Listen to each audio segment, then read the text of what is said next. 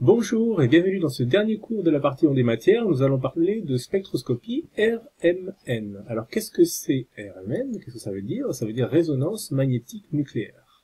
Et nous allons faire de la résonance magnétique nucléaire avec des atomes d'hydrogène. Alors vous verrez dans le cours qu'on parle souvent de protons au lieu des atomes d'hydrogène, tout simplement parce que ce qu'on va faire résonner, c'est le noyau de l'atome d'hydrogène, et le noyau de l'atome d'hydrogène, c'est un proton.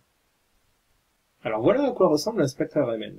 Remarquez en abscisse ici, quelque chose qui grandit vers la gauche. Donc en abscisse, ce n'est pas la fréquence, mais c'est la fréquence comparée à une autre fréquence de référence. On appelle ça le déplacement chimique et on l'exprime en partie par million.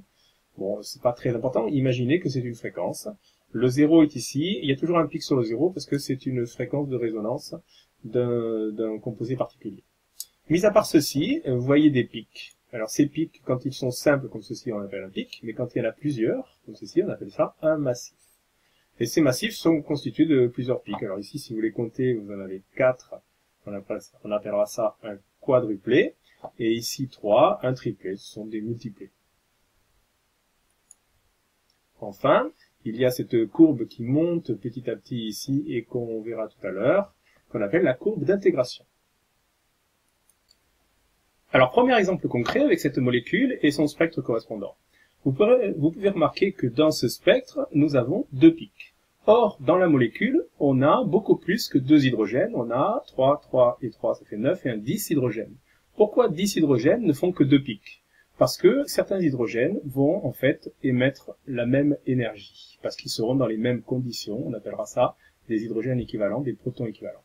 Alors, quels sont les protons équivalents ici? C'est assez facile de les voir. Voici 9 hydrogènes qui sont dans la même configuration. Ils sont liés de la même façon, ils ont les mêmes voisins.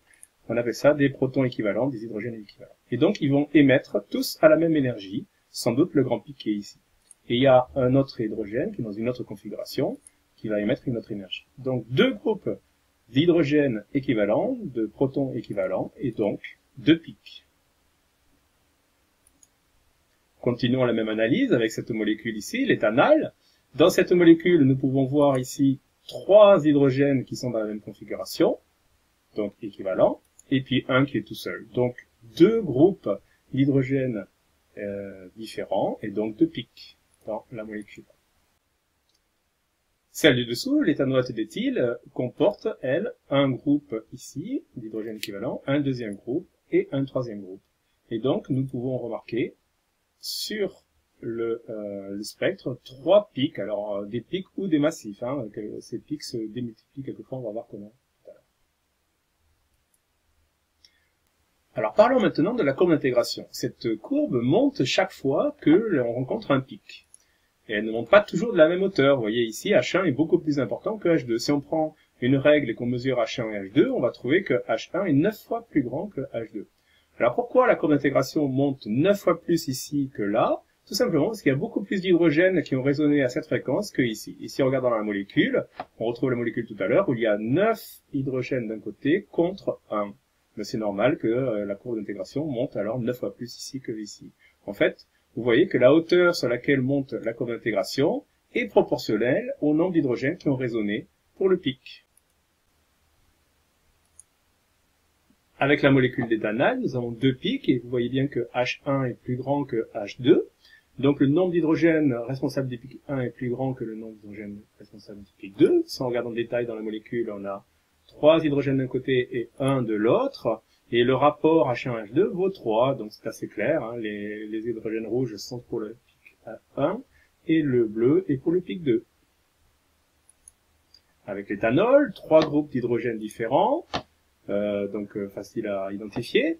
Et vous voyez 3 hauteurs différentes aussi. H1 est la plus grande, H3 est intermédiaire et H2 est plus petit.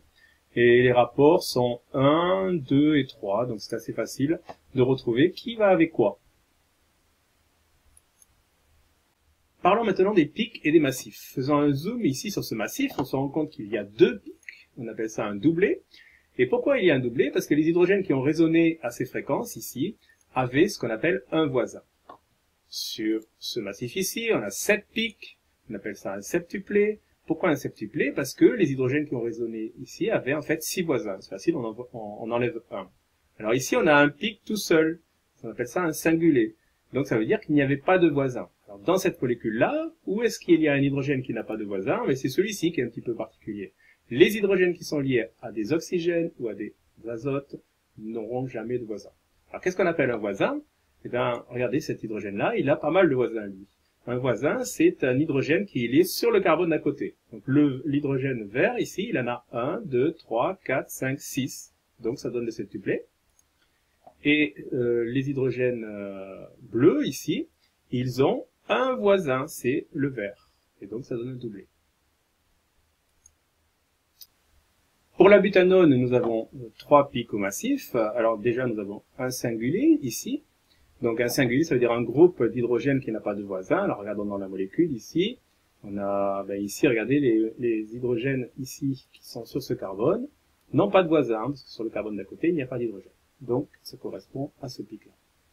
Ensuite, eh bien, nous avons ici un triplet. À quoi il peut correspondre? Le triplet, c'est 2 voisins, mais regardez, c'est ces 3 hydrogènes-là qui ont 2 voisins ici. Et ces 2 hydrogènes-là, eux, ont 3 voisins, donc un quadruplet.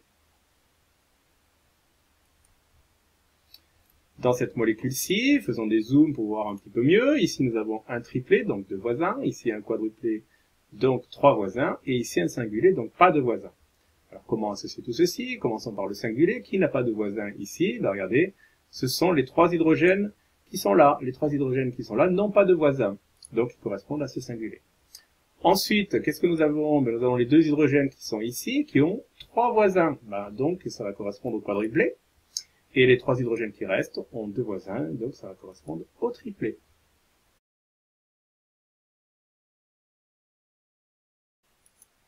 Alors, pour comprendre comment ça marche, il faut savoir que certains noyaux, comme le noyau d'hydrogène, se comportent comme des aimants. On appelle ça le spin des noyaux. Et donc, si on prend un certain nombre de noyaux d'hydrogène et qu'on les met dans un endroit où il n'y a pas de champ magnétique, ils vont s'orienter un petit peu au hasard.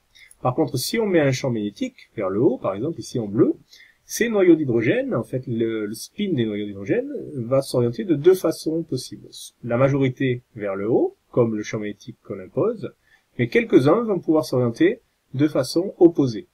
Alors, ceci constitue en fait 2 niveaux d'énergie, un qui est stable, c'est ceux qui sont vers le haut, hein, donc comme le champ magnétique bleu, et ceux qui sont opposés sont à un niveau d'énergie plus élevé, c'est-à-dire que ce n'est pas stable. À un moment donné, ils vont se retourner et se mettre dans le bon sens, entre guillemets, du champ magnétique. Alors, comment peut-on utiliser ceci à notre profit? Eh bien, on peut envoyer une onde électromagnétique sur ces atomes, et si on choisit bien l'énergie de cette onde électromagnétique, on va pouvoir, en fait, faire monter tous ces atomes au niveau d'énergie supérieure, c'est-à-dire que les spins vont se retourner. Bien sûr, ceci n'est pas stable. Donc, un petit peu après, ces atomes vont revenir dans un niveau plus stable en réémettant le trop-plein d'énergie. Et donc, si on a un détecteur aux alentours, on va pouvoir détecter cette énergie-là, voilà, comme ceci, en fonction du temps, et on va pouvoir le représenter en fonction des fréquences reçues. Sur un diagramme, en fonction des fréquences reçues, on aura un pic à cette fréquence-là qui correspond à une énergie et qui correspond, en fait, à des spins qui se sont retournés. Donc on aura des informations en fait sur l'atome d'hydrogène ou les atomes d'hydrogène qui ont fait ceci.